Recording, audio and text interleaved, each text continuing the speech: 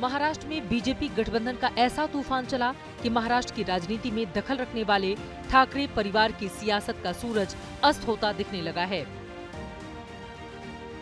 न तो उद्धव ठाकरे खुद को बाला साहेब का सियासी वारिस साबित कर पाए और न ही 19 सालों में राज ठाकरे खुद को स्थापित कर पाए।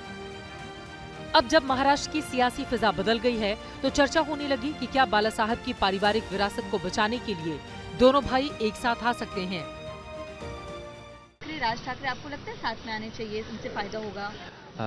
डेफिनेटली अभी साथ में आने ही चाहिए। महाराष्ट्र के लिए, मराठी के लिए उन्होंने साथ में आना ही चाहिए। साथ में आएंगे तो सब जो अभी ये हो रहा है आधी इधर आधे उधर, वो एक साथ हो जाएगा ना सब।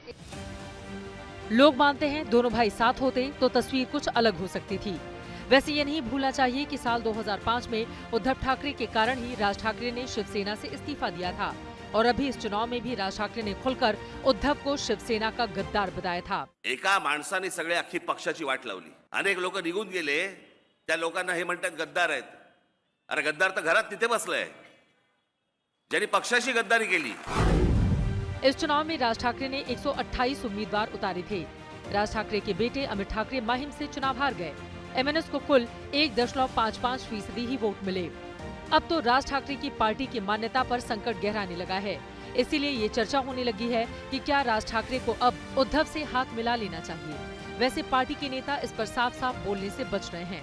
मिलाकर आप लोग रिजल्ट से नाखुश हैं, लेकिन आगे की तैयारी के लिए जुट गए।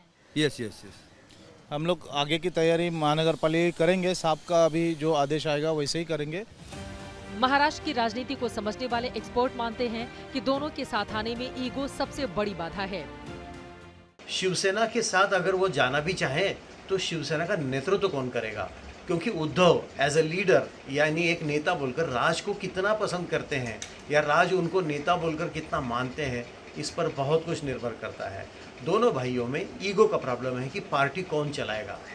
महाराष्ट्र की राजनीति में ठाकरे परिवार को खारिज करते हुए इस चुनाव में वोटरों ने एकनाथ शिंदे को असली शिवसेना मान लिया है। अब उद्धव के सामने शिवसेना के अस्तित्व को बचाने की चुनौती है तो राज ठाकरे के सामने अपने सियासी अस्तित्व को बचाने की।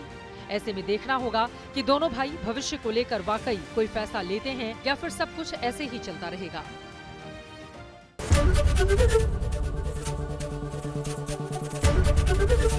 एबीपी गंगा, खबर आपकी, जुबान आपकी।